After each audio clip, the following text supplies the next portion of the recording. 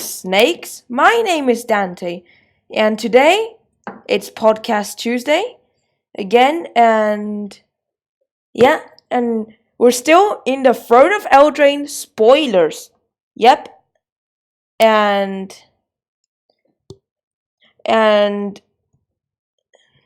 that's cool. This last time I talked about the 20 best spoilers in Throne of Eldraine of last week. Now this week, I'm going to be talking about the 20 spoilers in the Brawl Challenger decks. The 20 Brawl spoilers that are getting printed or reprinted in Throne of Eldraine Brawl.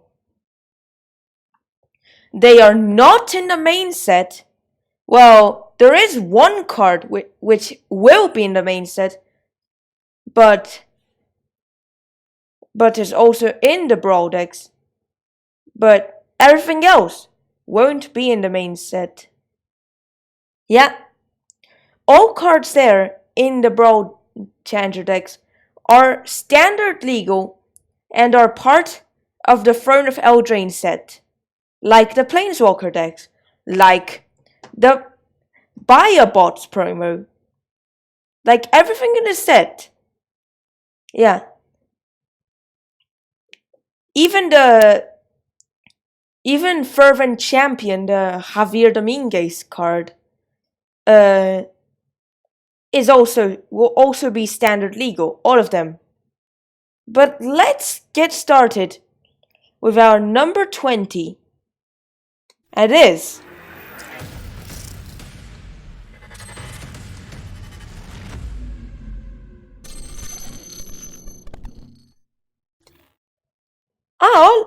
Oh, hi, Liz. How are you? Welcome back. Well,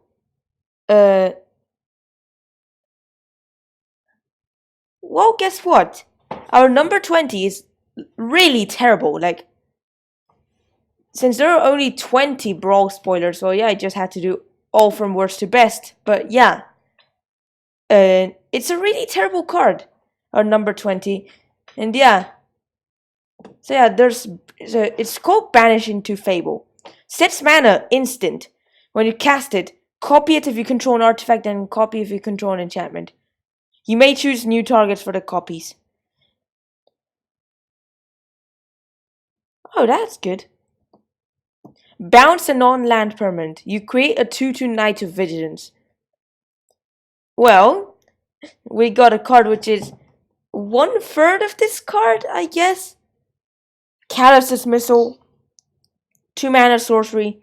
Bounce a non-land permanent to its owner's hand. Amass 1. So I guess you could say it's 1/3 because 2 mana to bounce 1 and just creates 1 token. Well, possibly creates a 1/1 or just buffs an army token.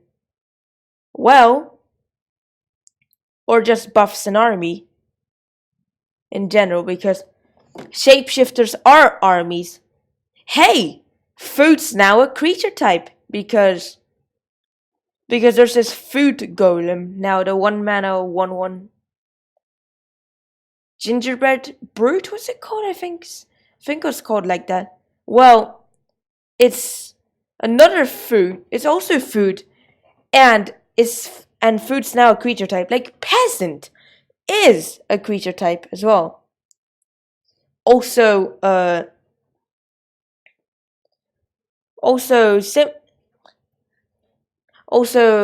there's noble. There's also even warlock, now a creature type. Mouse as well is a creature type. They're introducing new creature types, like War of the Spark introduced the army creature type. Well, yeah, Banish into Fable. You could say it's like triple Callus's Missile. Well, because what happened? But it's not exactly that, because it's worse actually, because you're not certain to get the free copies of Banish into Fable. You get the main one, you get one if you have the enchantment, which is conditional, and one if you get the artifact, which is also conditional. So you get 3 for both, which are conditional. So yeah, and you just bounce 1 for each copy, and create a 2/2 knight with vigilance for each copy. When on the other hand, it's just 2 mana. Well, yes, this is instant speed, but it's really terrible. The banish into Fable. Let's get to card 19, which is way much better than this one.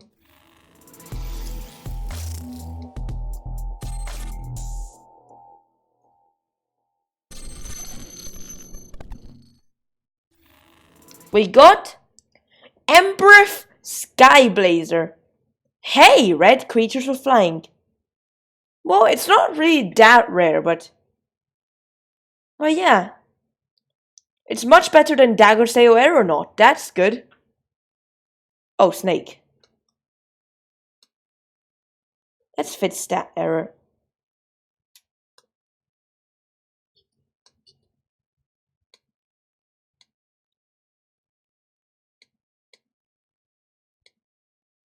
Better now? Well...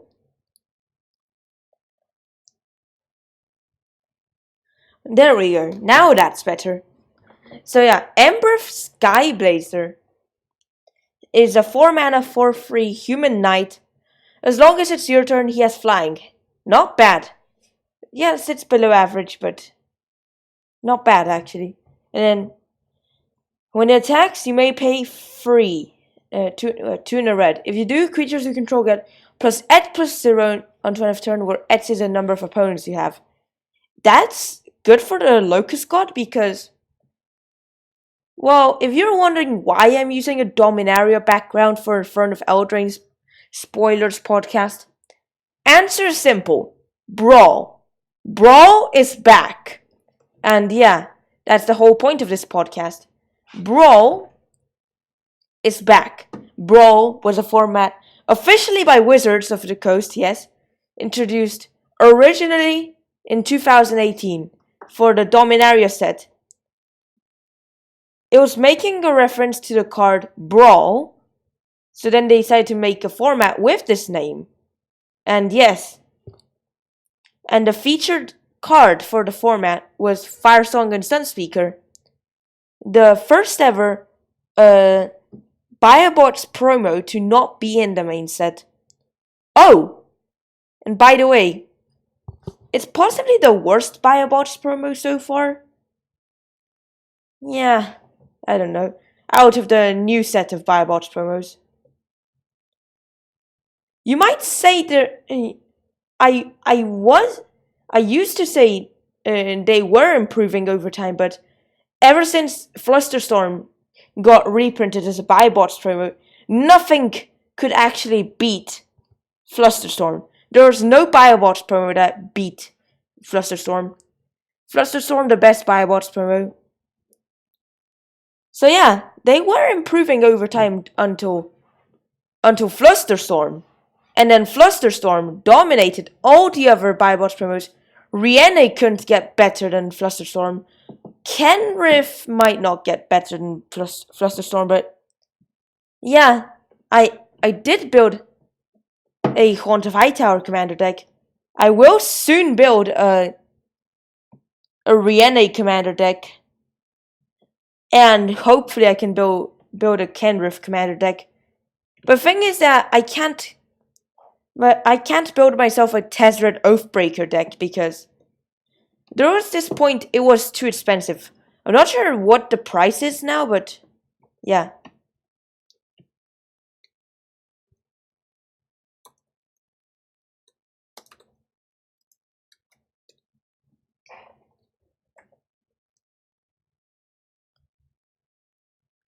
Oh, Snake, it is still expensive. Yep. So, never mind, I'm definitely not building an Oathbreaker for Tezzeret, but yeah. Flusterstorm is a must-have for all blue modern decks. Even Storm... Ah, hola, Raquel. ¿Cómo estás? Oh yeah. Even Even Storm decks need Flusterstorm, because if someone was to Flusterstorm your Storm win con, you can Flusterstorm the Flusterstorm, countering all the Flusterstorms, and yeah. Using...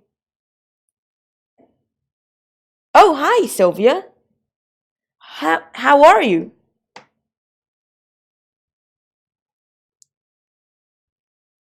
It's really good in the Locust God, the Ember of Skyblazer, because the insects, instead of being 1/1s, are now 4/1s, because the average commander game is that G for good or G for great?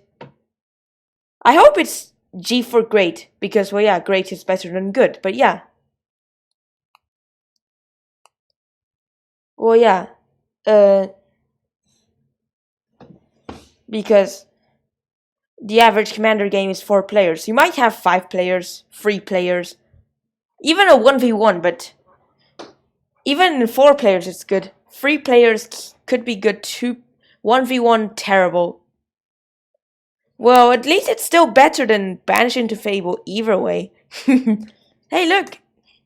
See, there's an emoji as well, which is a new feature to my podcast. Well, yeah. Let's get to card 18.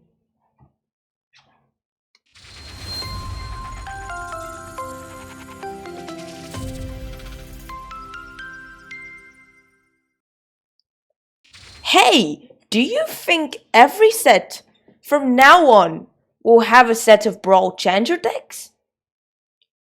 Don't ask me, ask Wizards of the Coast, because our card 18 is Corvold, Faker's King. Okay, wait.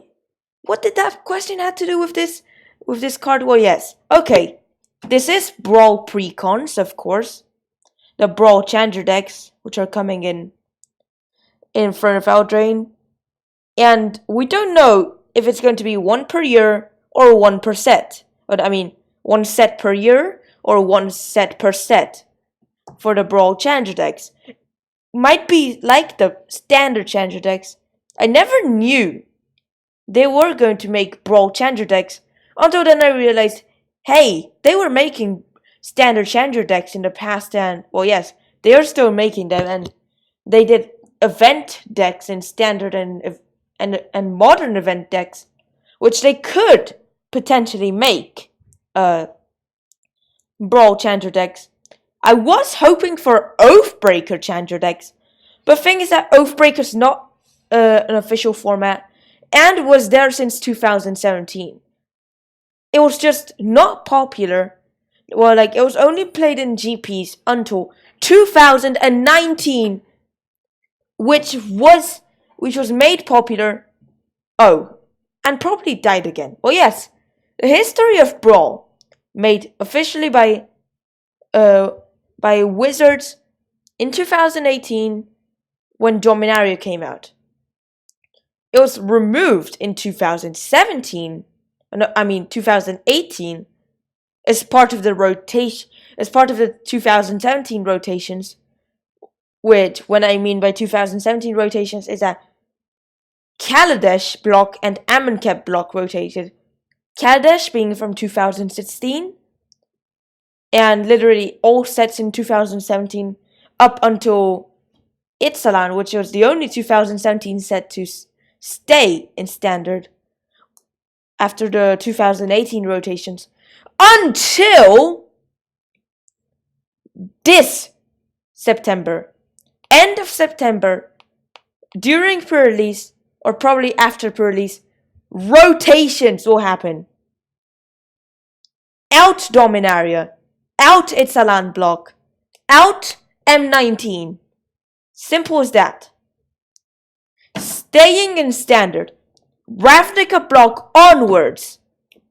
So it's Ravnica block, M20, and now Throne of Eldraine, which after Throne of Eldraine they're going to come back to Pharos, probably before Elspeth died, or even before Elspeth, who knows, I don't know. And then some other set, then M21, then Zendikar Rising. Zendikar's back.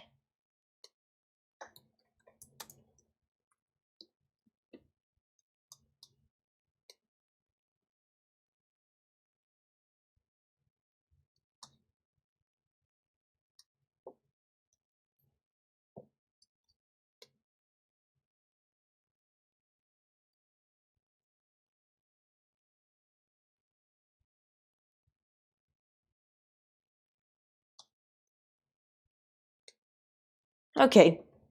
But well, yeah. Let's talk about card 18 now. Corvold. Fake Cursed King.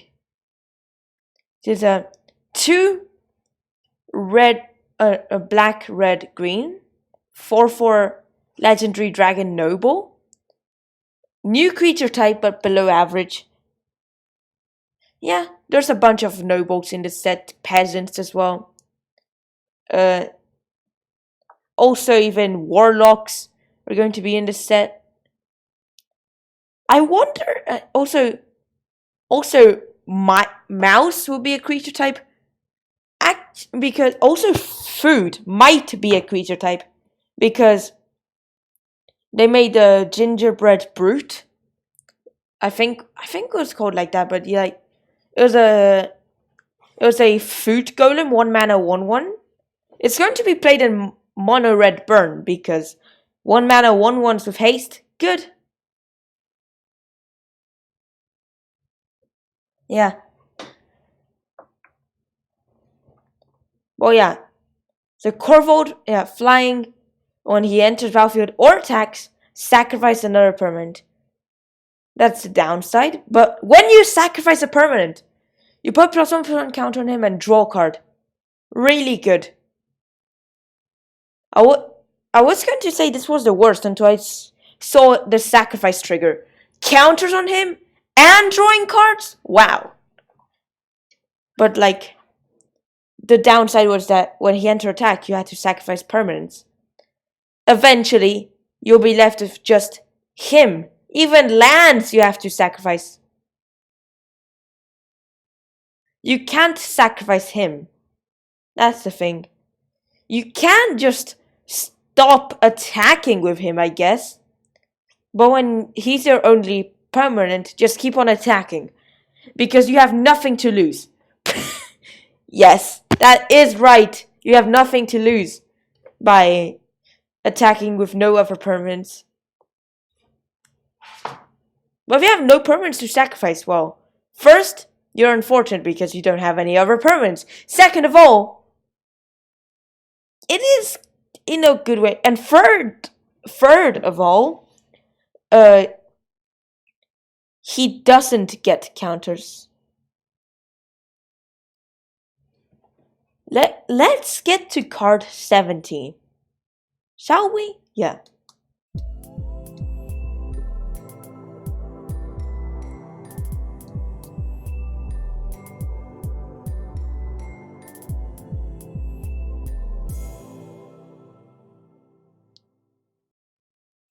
Have you ever wondered how many fairies were in between Lorwyn and Throne of Eldraine?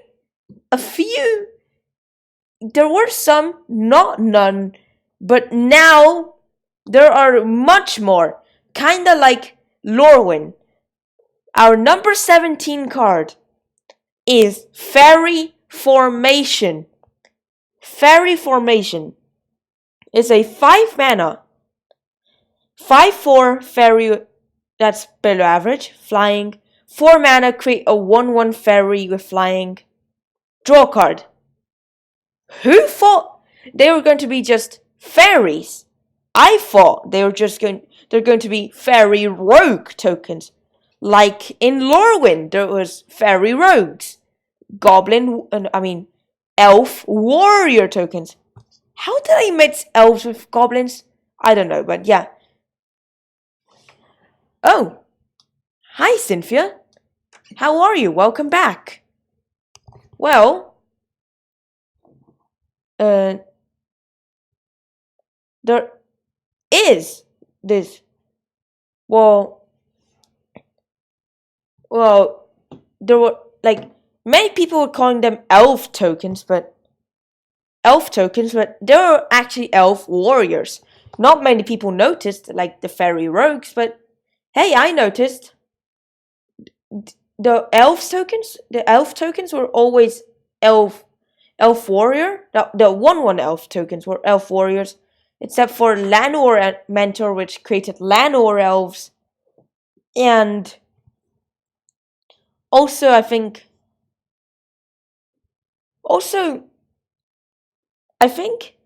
well, yeah, of course, Guilds of Ravnica had two elf knight tokens, but I said 1/1 elf tokens were elf warriors, except for the Llanowar elf tokens.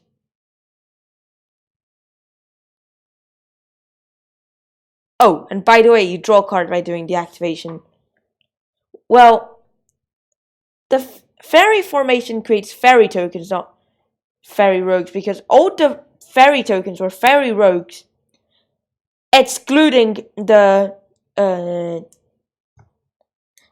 unstable fairy spy tokens. Yeah. Silver bordered, but yeah. We don't care about that yet. But Whirler Maker is a card with a similar ability. A 3 mana artifact. 4 mana and tapping it to create a 1/1 Thopter artifact with flying. 1/1 flyers for 4 mana. Same, they have that in common. But Whirler Maker is 3 mana. Fairy Formation is a 5 mana 5/4 flying. And Whirler Maker has to tap it. Fairy Formation doesn't and draws you cards. What's better? The formation! Of course! You only get to create 1 Thopter each turn. On the other hand, Fairy Formation creates as many as you can with the mana. And draws cards as well. Well, they're both better than the Hive, at least.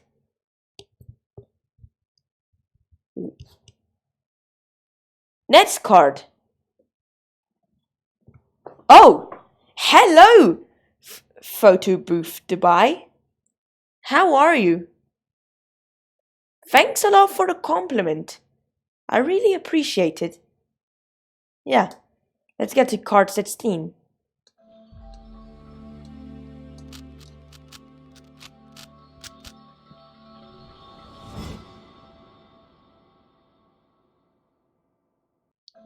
We got Thorn Mammoth. Does this remind you of something? Apex Brontodon? Well, it is a similar thing, but not really. 4 Mammoth, 7 mana, 6/6 elephant with trample. When he enters when he or another creature enters off under your control, it fights up to 1 target creature you don't control. Well, 4 Mammoth, it fights up to 1. So if you... Oh! Hello, Mitchell, how are you? Well, I think you're Mitchell, right? I remember you were Blazing Wolf, right?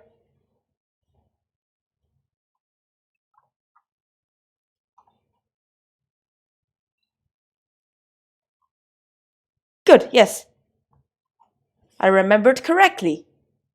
Well, yes. The 4 Mammoth, like, if you're forced to fight something bigger than it, you don't have to. It's a May. But the thing is that 4 Mammoth's the one that's doing the fights, not the creature that enters. So this does not go infinite with Polyraptors. Well, Polyraptor does go infinite with Gruul Rage Beast. Not really infinite, because It limits to the opponent's creatures, but yeah. Cruel Rage Beast is a similar card with similar effects. 7 mana, 6/6 beast. No trample though. But when enters or another creature when this or another creature enters, it has to fight a creature an opponent controls. So well, yeah. So even if they have to fight something bigger than it, you're forced to. And well, yeah. So there's none up to. So yeah. But the thing is that I can't fight your teammates' creatures. That's the thing. Why would you want to do that?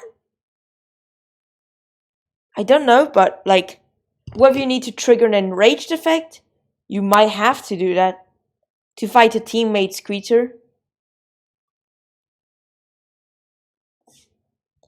Well, what?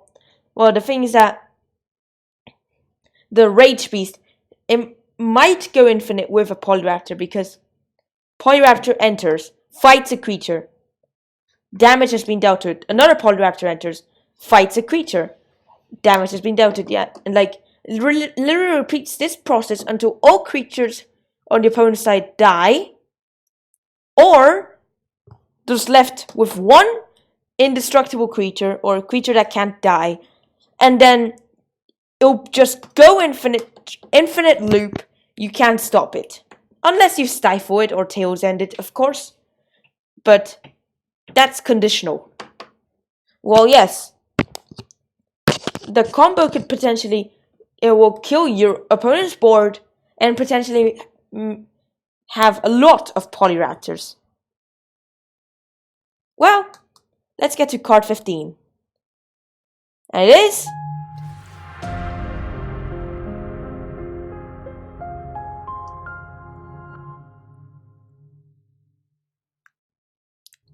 our main set card. Yes!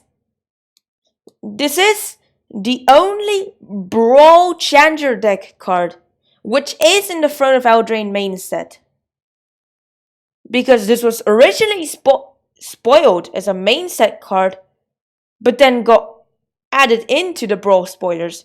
So this potentially might be the only main set Brawl spoiler card in the Brawl spoilers, a Throne of Eldraine. Taste of Death, it's kind of good. It's like 6 mana sorcery.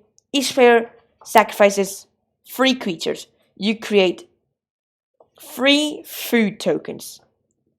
It's not you create 1 for each creature that dies. There is a very similar card to it. Same mana cost, Reign of the Pit. 6 mana sorcery. Each player sacrifices a creature. Create an Etz demon with flying, where Etz the total power of the creature sacrificed. And Siphon Flesh or Siphon Flesh, whatever it is a 5 mana sorcery. Each opponent sacrifices a creature. You create a 2/2 zombie for each creature sacrificed this way. It's a bit similar, but the most similar card to it is the Reign of the Pit. Obviously. Because each player sacrifices 1, you create 1. Taste of Death. Each player sacrifices 3, you create 3. Oh, and they're the same mana cost and speed as well. Yep. See? They're both. It is a really good card. Too bad it hits you only. It hits you as well. It's really good. It hits you. It hits you, but it hits your opponents. All your opponents. And you might sometimes need to sacrifice. What if you are playing a Commander League and there's a ploy that says have a player sacrifice 3 creatures in the same turn? This can be you. And like, literally, you're the only one with 3 creatures, and the others are like 2 creatures, 1 creature. And like, literally, if it said each opponent, you don't complete the ploy, oof. You wipe their board out with oof. But if it said each player, hey, I have 3 creatures, I sacrifice, yes, I get the ploy. But you might as well do it when your opponents have free creatures. You still are having a player sacrifice free creatures. And it doesn't have to be yourself. I'm a genius. What else can you say? Let's get to card 14.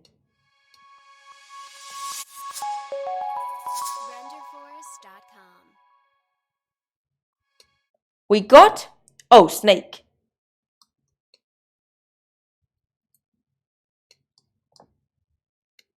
Roll cards. Good. Yeah.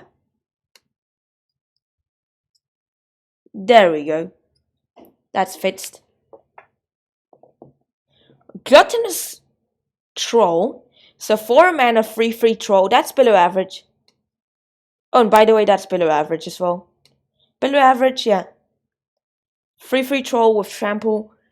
When to the battlefield, create a number of food tokens equal to the number of opponents you have. Okay. You start to create tokens to the opponent, for each opponent. Similar to some of those game night cards, which do something special depending on how many opponents you have. Because, in case if you did not know, game night is something that was a product released 1 year ago. In 2018. There were 5 monocolor decks, like 1 for each color, which are meant to be played together in multiplayer. They can be considered introduction decks, but not really, because well, yeah, most of the cards there are like intro cards, standard legal, but well, yeah, like 59 to be precise.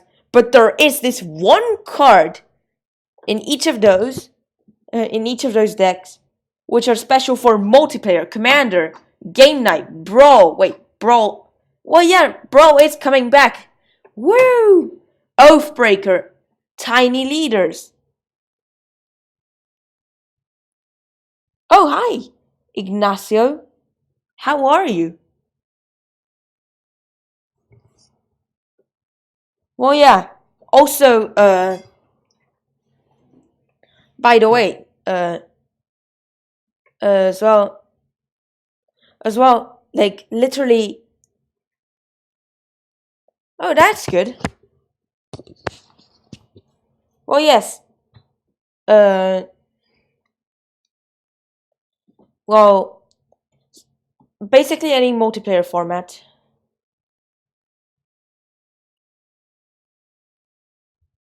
Oh wait, hang on.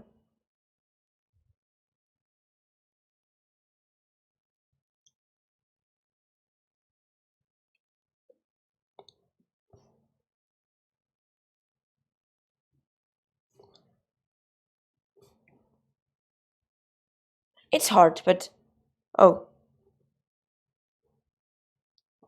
Do this? Yep.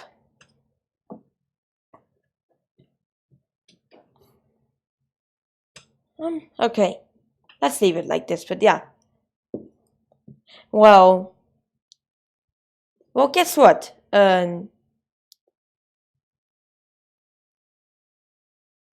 Gluttonous Troll. 4 mana, free troll with trample. When to the battlefield, create a number of food tokens equal to the number of opponents you have. Yeah. 2 mana, sacrifice another non-land permanent. Gets +2/+2 on turn of turn. Yeah. So I can sacrifice out some stuff. And create stuff to sacrifice as well. Yeah. It's really good. Let's get to card 13. And it is...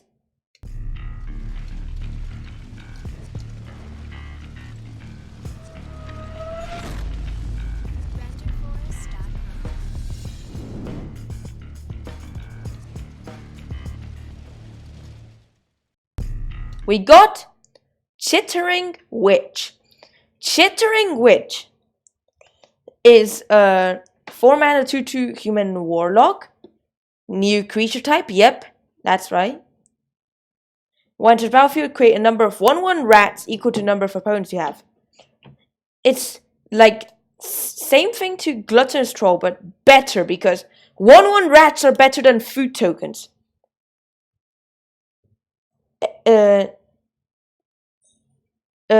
Do you agree? Because I agree on that statement. Do you agree on the statement? Just type yes or no in the chat. I hope you say yes, of course. But like, type yes in the chat. At least. And like this video. Subscribe if you haven't already. Follow if you haven't already. And if you subscribe to the channel, there'll be a special animation, and the chat bot, which is a Streamlabs cloud bot, will send a message to the chat showing that you subscribed. Oh, and by the way, hola, Weirder Star Studio. ¿Cómo estás?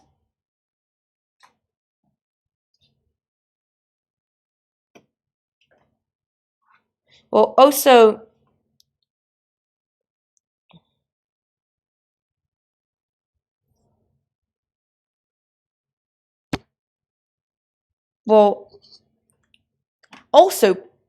probably 2-mana sacrificing a creature to give a creature -2/2 on turn of turn is better than sacrificing another non-land permanent to give it +2/+2 on turn of turn.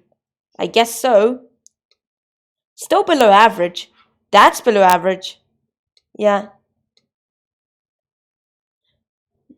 There's this other card. Oh, and by the way, if you want to check out my Twitch channel, use command Twitch, or !Twitch in the chat. And then the stream bot will send a link to my Twitch channel. If you want to check out the M20 draft pack of the day, or the Modern Horizons draft pack of the day, just use !MH1 or !M20 in the chat. Pack 1, pick one. What do you pick?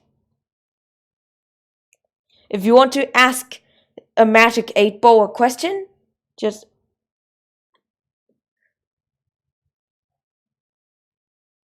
Oh, and by the way, if you do an emoji combo, the stream bot will celebrate it. Oh, and also, by the way, you want to ask the Magic 8 Ball a question, just use !8 Ball, and then the question you want to ask, and then the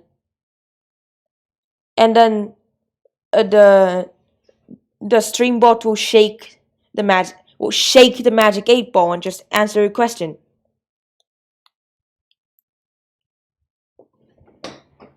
Well, okay.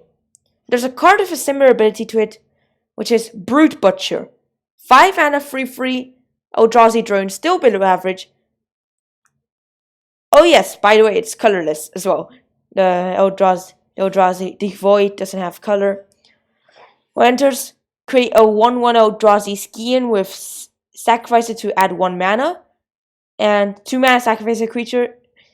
Target creature gets -2/2 on turn of turn. So yeah, same ability to Chittering Witch, and has a similar effect to creating the tokens. Well, because if you have one opponent, still creates the 1 token, simply that the Brute Butcher's token will be better, since it can sacrifice itself to its own ability to make mana. Too bad that mana can't be used to activate Brute Butcher's ability. Well, Chittering Witch should be the one creating the Skians, which the mana can be used to do the sacrifice a creature effect when the rats can't be sacrificed for mana.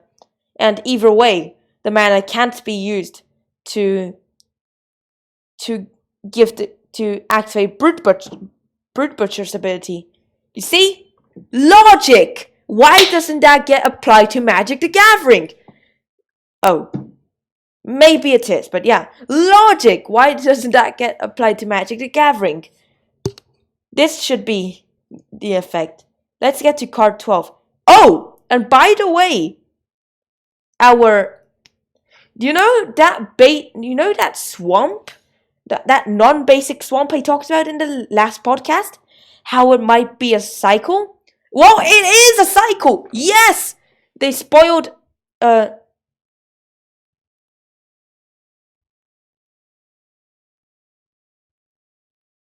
hola, Patricia. ¿Cómo estás?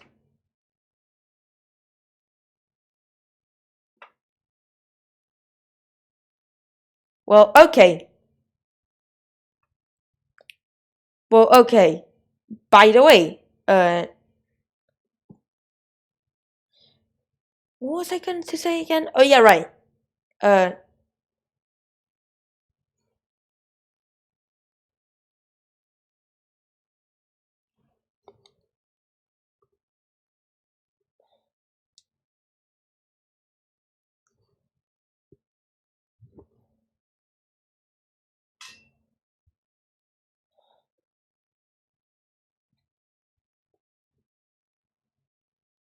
Okay.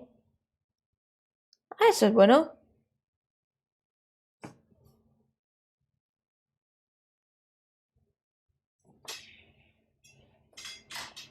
Oh. Now that's better. Okay, so yeah. Let's get to card 12.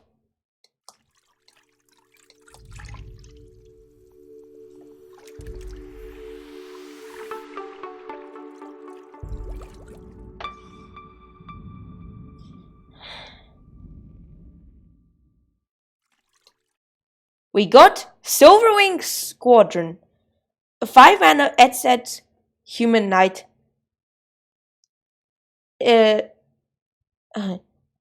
Undetermined average could be above, below, or on. But it will be at least a 2/2 as it enters, because you always have at least one opponent, and it will count itself as well. I'm a genius. Well, yes. You all know I am. Well, yeah. 5-mana, Edset, Human Knight, Flying Vigilance, Power and Toughness are each equal to the number of creatures you control when enters. Create a number of 2/2 Knights with Vigilance equal to the number of opponents you have. Well, of course.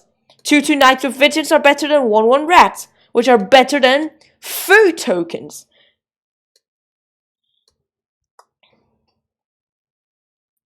Oh yes, there we go. That's Silverwing Squadron for you. It's really good. Yeah. Let's get to card 11.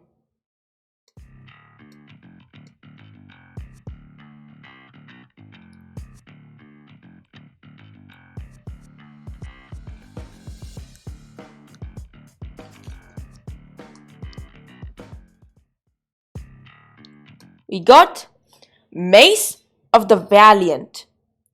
Mace of the Valiant is a really good card because you always get creatures entering the battlefield in a brawl match, Oathbreaker match, commander match. It might possibly get played in Standard, who knows? Because Standard also has lots of creatures entering the battlefield, especially if you're playing mono white weenie. Yeah, white weenie, because, well, yes, you get creatures entering the battlefield all the time. This might get played in Standard white weenie decks, or Boros weenie, which, by the way, they evolve into Orzhov weenie decks. But, well, yeah, they might die due to rotations. Who knows? Don't ask me. Ask the Magic the Gathering community. Well, yes, I am part of the Magic the Gathering community. Ask the other people in the Magic the Gathering community. Well, once I figure out, you can ask me, yes. If it will be still standard, a really good standard set, like a standard deck.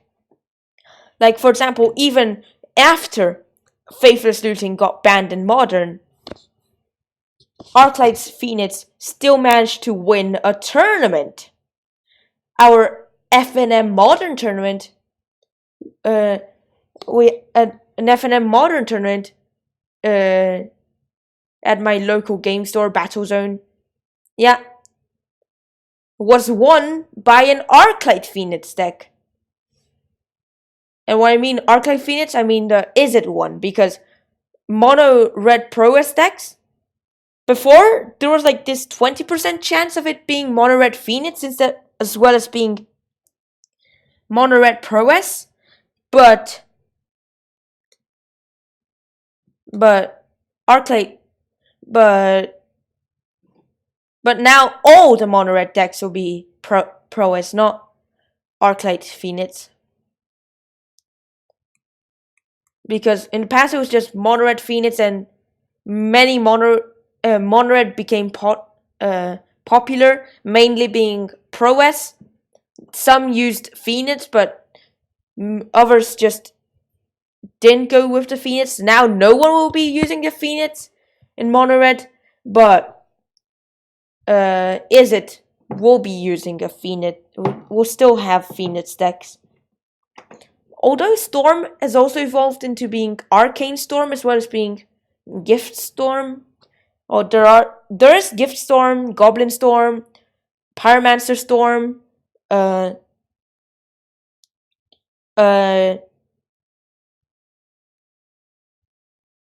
what other storm? Well, there now is Arcane Storm.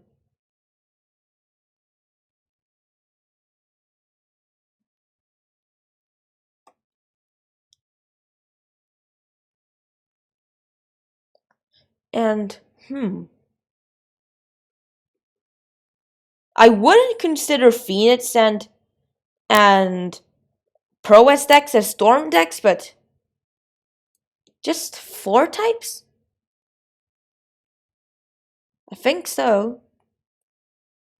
Well, okay, let's talk about Mates of the Valiant, why it's good in creature decks. Equipped creature gets +1/+1 for each charge counter. Mates of the Valiant. It has Vigilance. When a creature enters battlefield under your control, put a charge counter on Mace of the Valiant. So yeah. Oh, and equip free.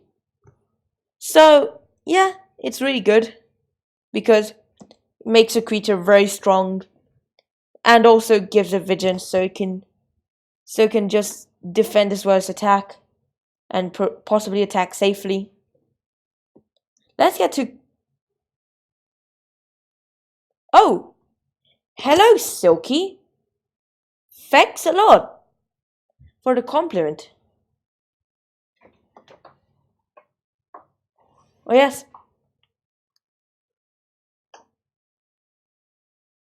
Wait, did I reach?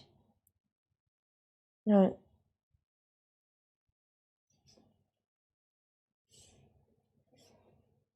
Oh yes. Thanks for the compliment.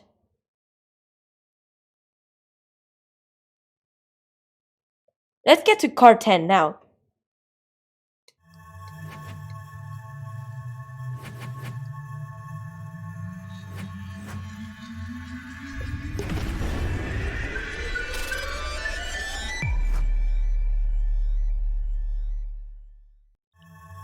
We got Sir Gwyn, or Sire Gwyn, or Sir Gwyn. I don't know, yeah. Or it's but yeah, Hero of Ashvale. 6 mana, 5/5, legendary human knight. Vigilance, Menace. Oh yeah, that's below average. Whenever equipped creature you control attacks, you draw a card and lose a life.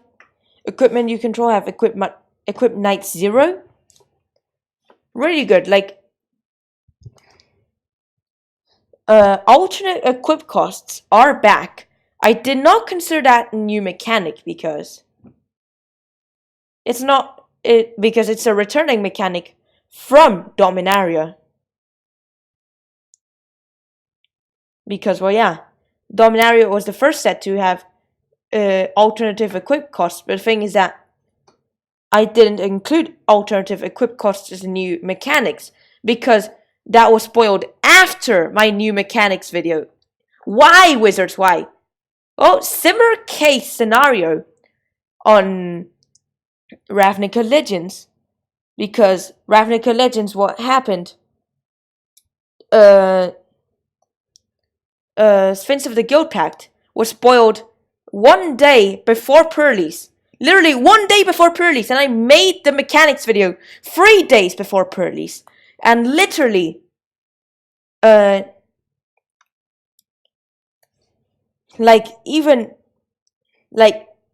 didn't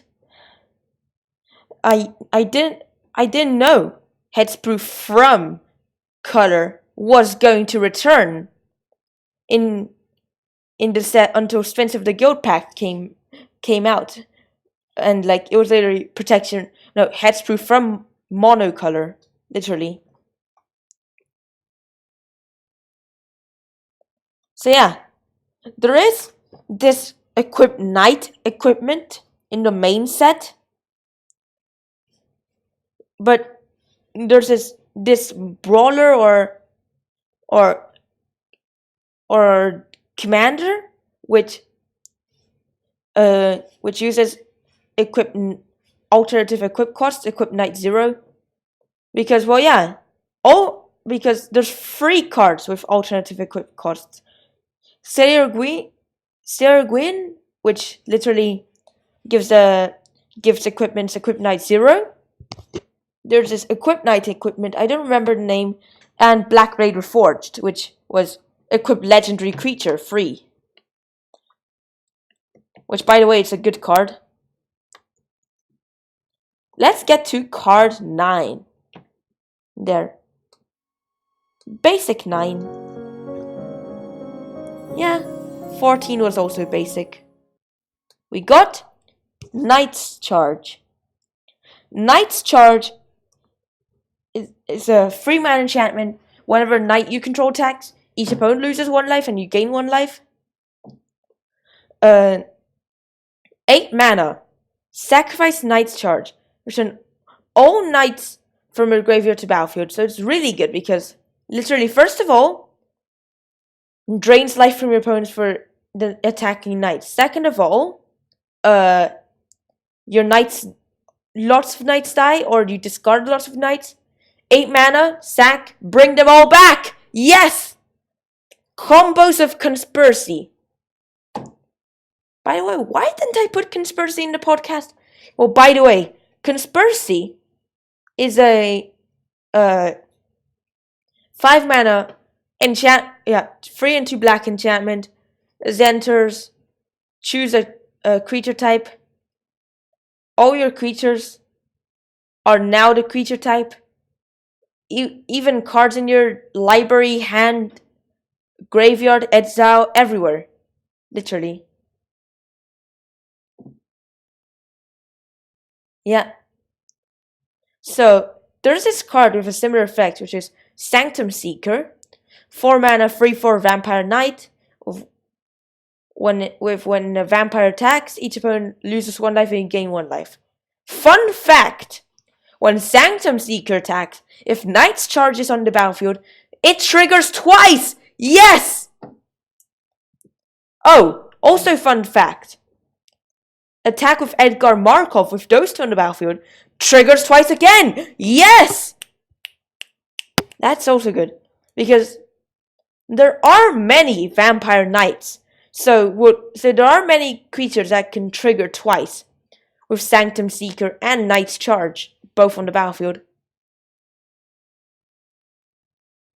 For a moment there, I thought it was Elspeth on the art, but no, it's not Elspeth. It just looks like Elspeth. Elspeth might be in this set. If she isn't, then it's going to be in the Feroz set, possibly.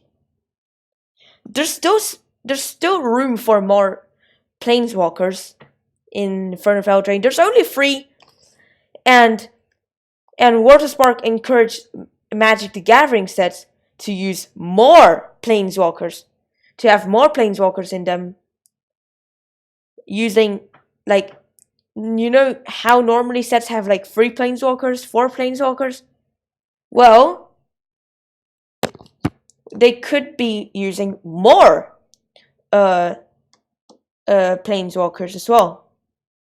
Let's get to card 8, the Golden 8.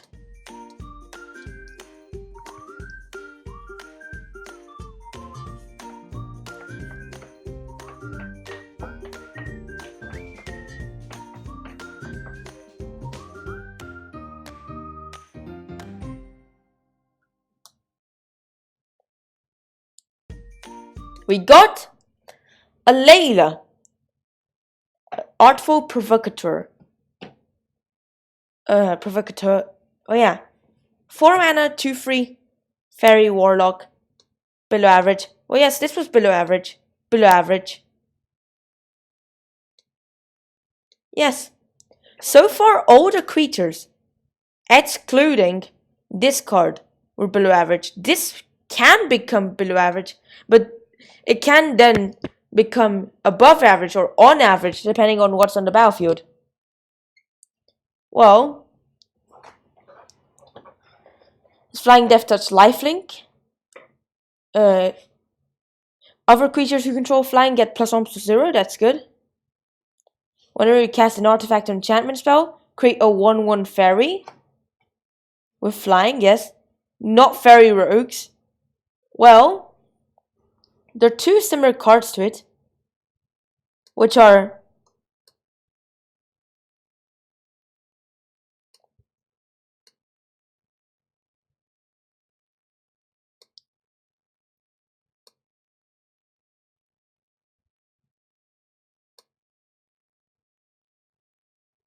that's probably better.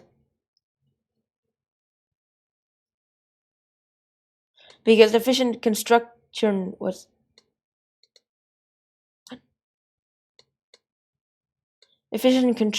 construction is partially cut, so I just decided to make it better. So yeah, there's similar cards. Sai, it's a 3 mana 1/4 legendary human artificer. When you cast an artifact, create a 1/1 Fopter flying. Similar to a Layla's effect because, well, yeah, it doesn't trigger for enchantments, but yeah. Sacrifice 2 artifacts, draw a card. That's below average on Sai, yeah. And there's also efficient construction, which is also similar. 4 mana enchantment. Whenever you cast an artifact, create a 1/1 Fopter flying. Same effect to Sai, but probably worse than Sai, which is worse than a Layla. Probably, I think, yeah. Let's get to card 7. Simply 7.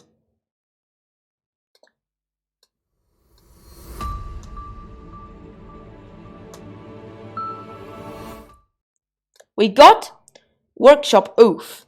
Oh wait, I mean Workshop Elders, because the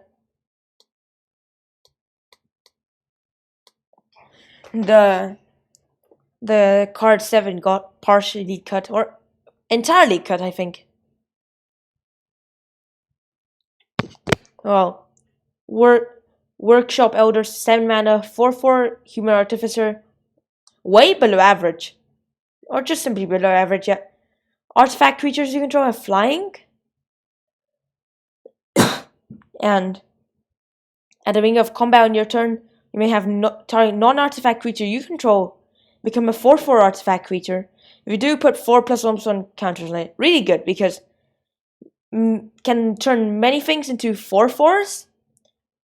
Even gift them flying, which is good. Like, hey, your useless Darksteel Relic is now a 4/4 indestructible flying. Congratulations. You've got a 0 mana what was it called? Well, in Amonkhet there is this indestructible angel.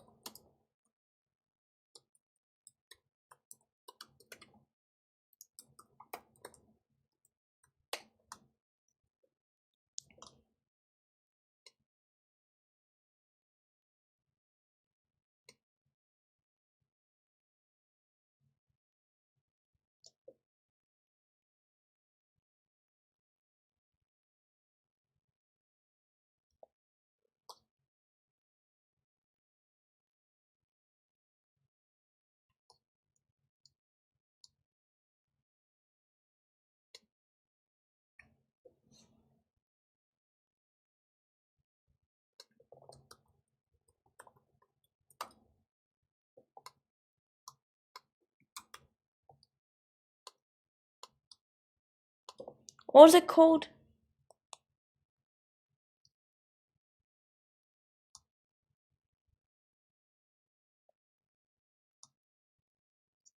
Oh yeah, right. Seraph of the Suns. Well, yes. Can turn the Darksteel Relic into Seraph of the Suns, literally. But the thing is that you'll be better than Seraph of the Suns because you also have a 4/4 that can animate more artifacts. And that's what gives the 4/4 Darksteel Relic flying as well. But yeah, can literally turn many things into creatures. Too bad it can only work on your things, because would be good to just literally turning your opponent's Mycosynth Flatis into a 4/4 and then just destroying it. But you can also use a Mycosynth Flatis to turn your lands into 4/4 creatures. Yes, really. Or even your enchantments, or like literally planeswalkers into 4/4s. And hey, that can literally make any planeswalker get cloned. Not just Gideon, not just Jace, not just Nicol Bolas. Any planeswalkers. Well, yes, you do have animate artifact or ensoul artifact. You could do that, but well, yeah. Now that's a simpler way. Let's get to card 6.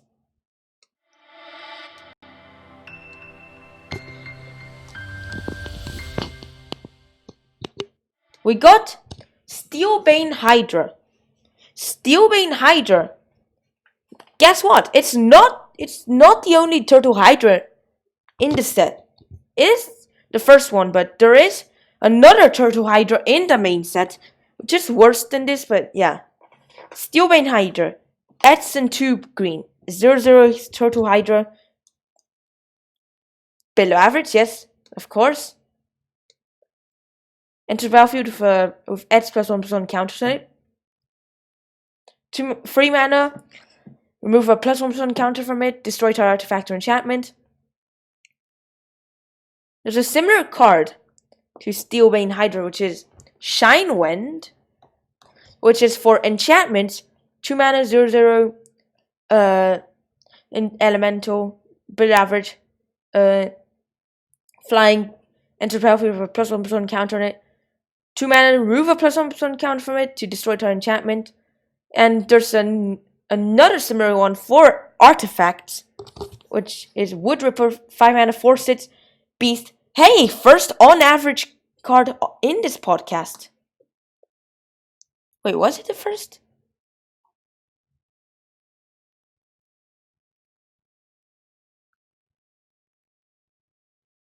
Yes, it was the first. With Fading Free, 1 mana, remove a fate counter from it, destroy target artifact. Yeah. So yeah, they're all really good cards, but this especially really good one is Steelbane Hydra, because, well, yes, for both costs combined and replacing white with green, it gives you the choice to destroy an artifact or enchantment, because Shine Winds for 1/1 white, Wood Rippers for 1 mana. So yeah, 2 mana plus the white, replace white with green. Hey, you got Steelbane Hydra. You see the maths there? Let's get to card 5. Too bad it doesn't destroy both.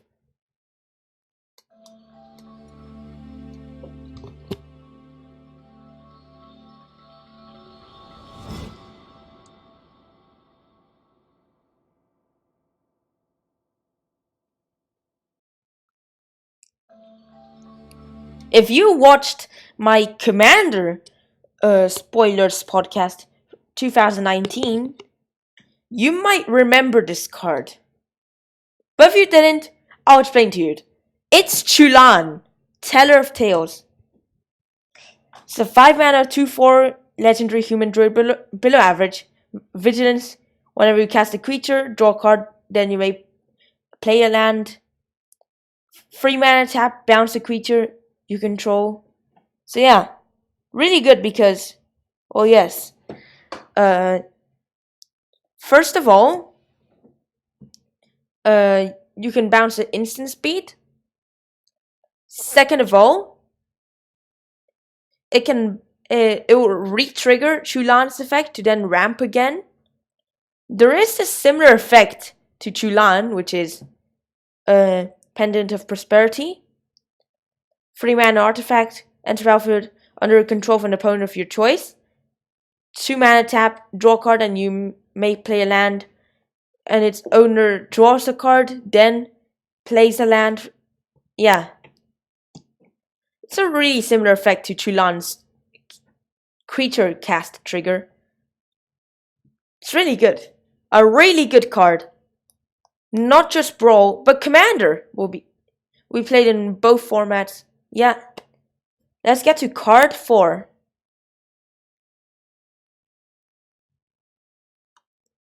Yeah, thanks. Thanks, Mitchell. Yeah. But it still takes a long time to get to 700, but yeah.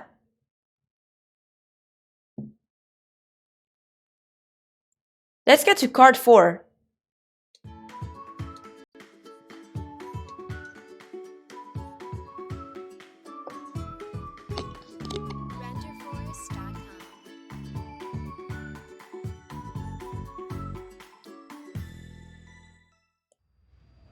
We got Tomb of Legends.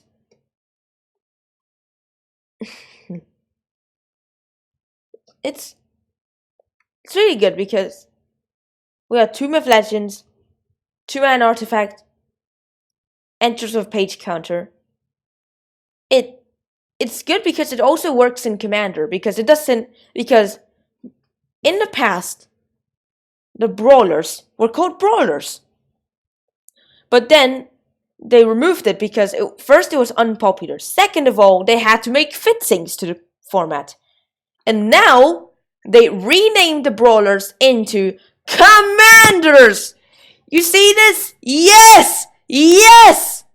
So Tomb of Legends, whenever your commander enters battlefield or attacks, put page counter on Tomb of Legends. So yeah. So it triggers. So since it sets commander.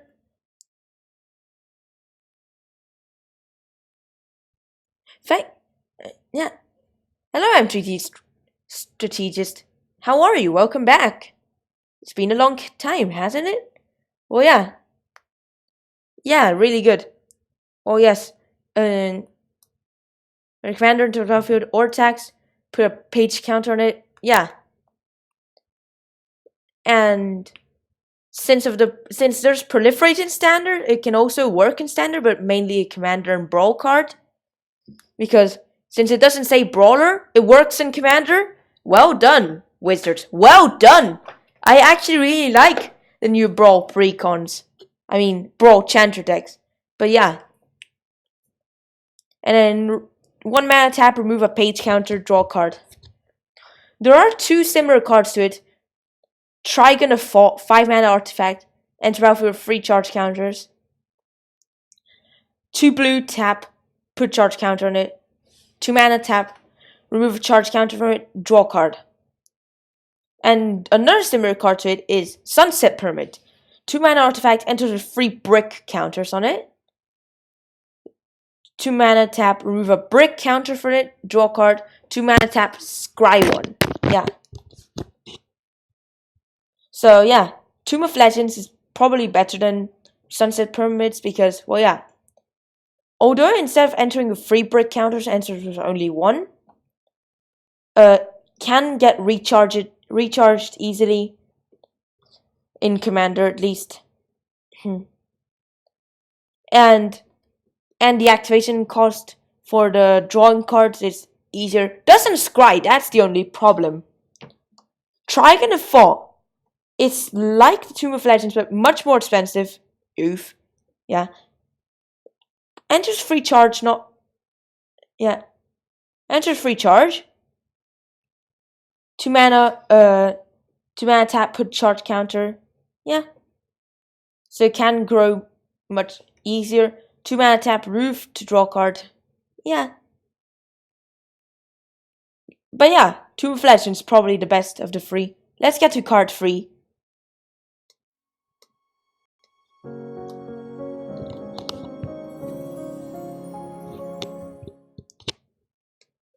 Oh yeah, right, remember to do that.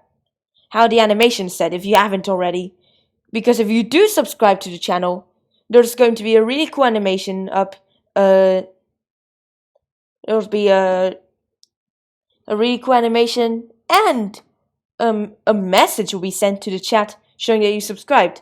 If you haven't subscribed, well, subscribe and then you'll see that epic animation. Well, our card 3, Arcane Signet. So yeah, again, since Brawlers are now Commanders, Arcane Signet is awesome in Commander as well! Yes! Yes! 2 mana artifact, tap, add 1 mana of any color in your commander's color identity. Similar card to it is Commander Sphere. Commander Sphere is a 3 mana artifact. Does the same thing, but lets you sacrifice it to draw a card. In most cases scenario, Commander Sphere will be better than Arcane Signet. Especially in those Jura Cheerios decks and Commanders. But, yeah. But as soon as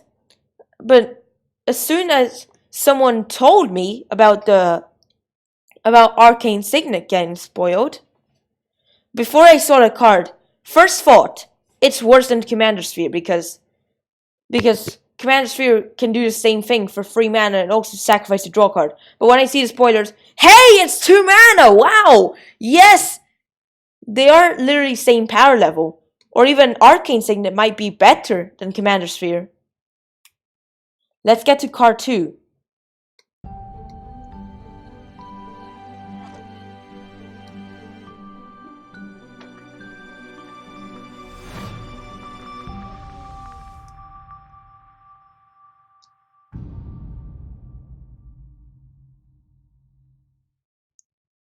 We got Shimmer Dragon. Shimmer Dragon can generate so many combos. 6 mana, 5/6 dragon. Yeah, below average, but yeah. Flying. As long as you control 4 or more artifacts. Shimmer Dragon has hexproof. Good. Thanks. Thanks, MTG Strategist. I introduced the cool transitions ever since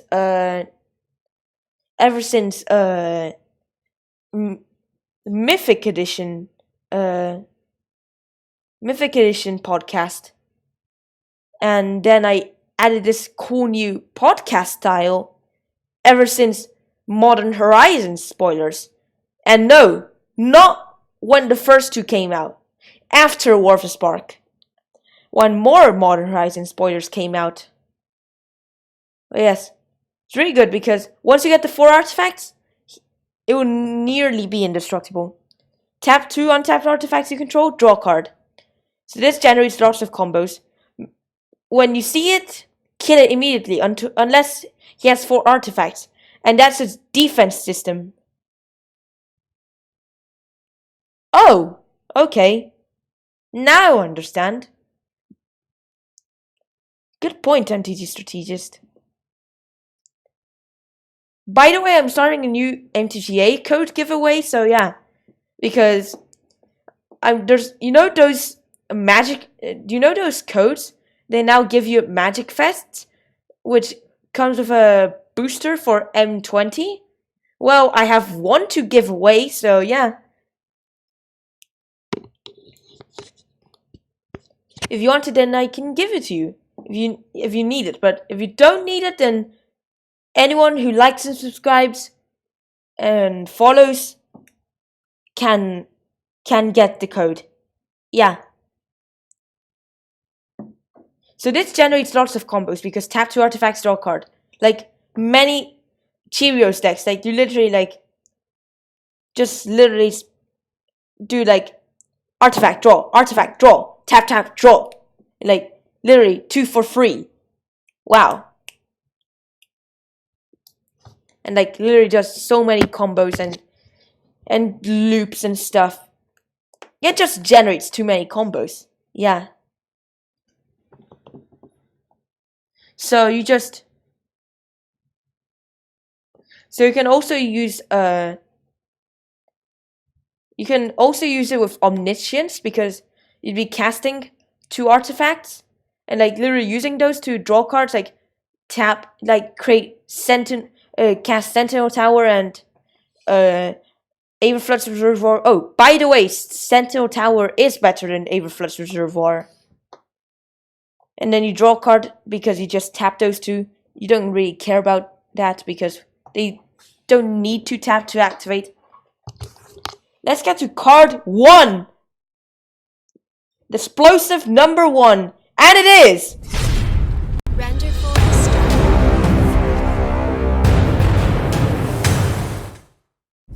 our only reprint from our Brawl spoilers for today. The ultimate commander and Brawl master Command Tower! Yes! Oh. By the way, surprising news. Command Tower's getting reprinted in Throne of Eldraine. Yes!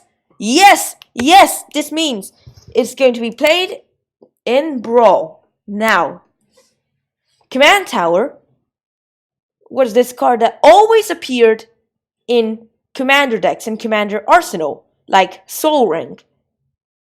I've been wondering, why don't they reprint Sol Ring in Throne of Eldraine, then just immediately ban it in Standard and Modern? Just so it's just for Brawl? Well, simple reason. It's banned in Oathbreaker. That's why it's not going to be in Brawl. But Command Tower? I guess so.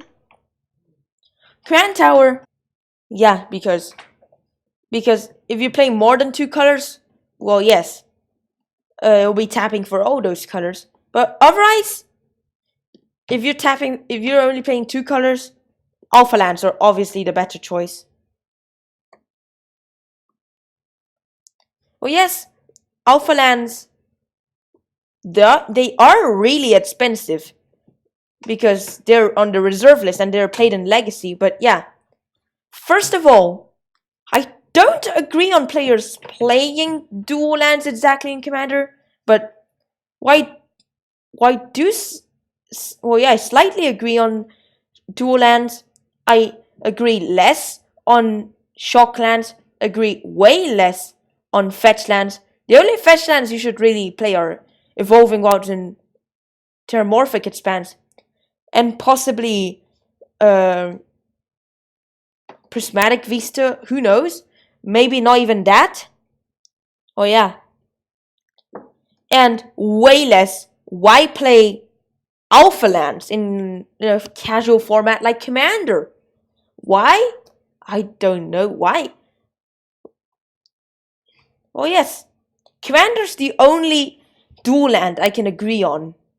And Path of Ancestry, which is a really similar card to it, which is like Command Tower but enters tapped and adds 1 mana of any color your commander's color identity. So yes, same thing as Command Tower, but if it's spent to cast a creature spell that shares a creature type of your commander, yes, that includes your commander's Scry 1. Really good. Oh yeah.